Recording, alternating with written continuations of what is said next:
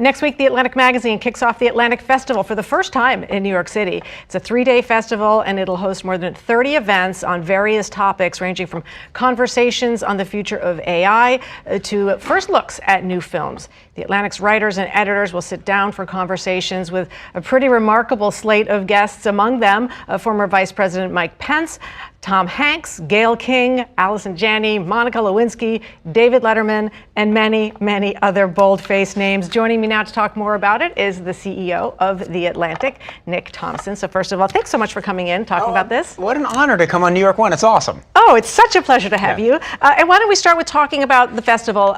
It's very exciting that you're bringing it to New York for the first time. What's behind that? Well, it's been in D.C. for 16 years. Had a lot of success. We love D.C., but we're a magazine that kind of has two headquarters, D.C. and New York. Got a lot of people working in New York. I'm in New York. And New York's the cultural center of the world, right? Everybody knows The Atlantic for politics.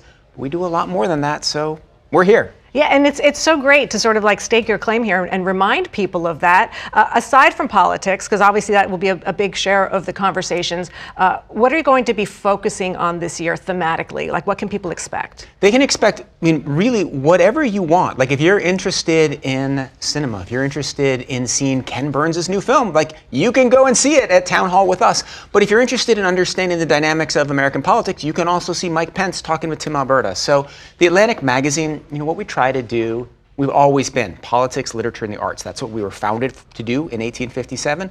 We have always tried to have a wide breadth of opinion, ideas that you may not agree with, put it all together, and now we're trying to do that live and here. You mentioned the Ken Burns event. I know that Tom Hanks is part of that panel discussion. Tom Hanks was recently in the news. He was going to be given this award at West Point. That award ceremony was then canceled, and that really speaks to the political climate that we're in right now. And I'm wondering, A, if you think he'll be addressing that at all, and B, just the tone in general of what you guys are navigating in this climate, how you're approaching that and how you're thinking about that. Yeah, that's one of the, I have no idea what Mr. Hanks will say on stage, but I will say this, that the goal of The Atlantic is to do our best to reach people across the country, right? And if you look at our readership, 40% identify as conservative, right? We have lots and lots of subscribers in every state, in every region. We are trying to reach people across the political spectrum. We have writers who disagree with each other. We have, if you agree with everything in The Atlantic, you're crazy, right? Because you can't possibly, because not everybody at The Atlantic agrees with everybody at The Atlantic.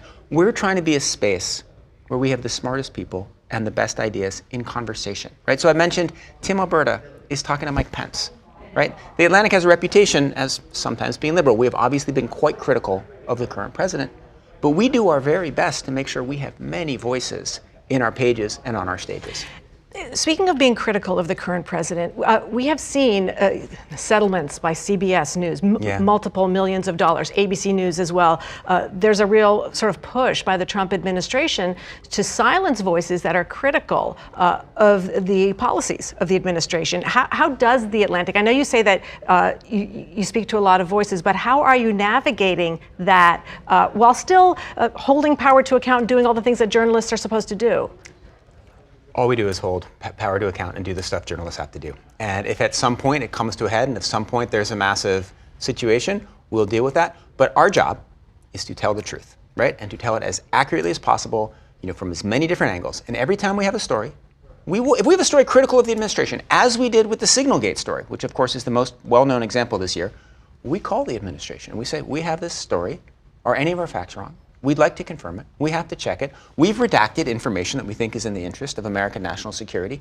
We do everything by the book. Now, if it comes to a head and at some point the Trump administration reacts in a different way and we end up in complicated times, so be it. But for now, all we can do is do our jobs as best we can, the way journalists are supposed to do it, the way reporters are supposed to do it, and the way publications are supposed to do it. And The Atlantic's obviously a massive publication. You've managed to turn it profitable. I know, it's amazing, right? Congratulations. It's great. It is no small feat these days. And I'm wondering, as you see so many, especially local outlets, that just can't stay above water, what you've done that some other institutions, media institutions, press institutions might be able to learn from. What's the trick there? Well, there isn't really a trick. Our business model is we sell advertisements, and advertisers want to be around great stories and great brand. And we sell subscriptions, and readers want to buy subscriptions if they love the content. And so It is very hard to be in local news because of the way the advertising climate for local news has changed. Clearly, some television stations are doing great, but it is very hard to do that. For a national publication, if you can get great writers doing the best stories, if you can appeal to people with different viewpoints, if you can maintain a brand that represents quality by consistently publishing quality, then it's possible to build a good business. Then the other thing we do is we do a lot of math, right? We have a lot of very smart people running experiments, running tests, figuring out how the paywall should work. So there is a lot of expertise on the back end, and I think it's a combination of really great journalism, really great brand, and then a lot of good math and product engineering. It all seems to work. Just in our final seconds here, what are you most looking forward to at next week's festival? It's kind of funny. I'm really looking forward to meeting our subscribers. You put out this magazine, you spend all this time thinking about the Atlantic, and then you go and you actually get to meet the people who read it and love it. Like the people who are going to come they're like real Atlantic fans and they're subscribers. But you know what? Based on my previous festivals, they are going to have a lot of complaints from me.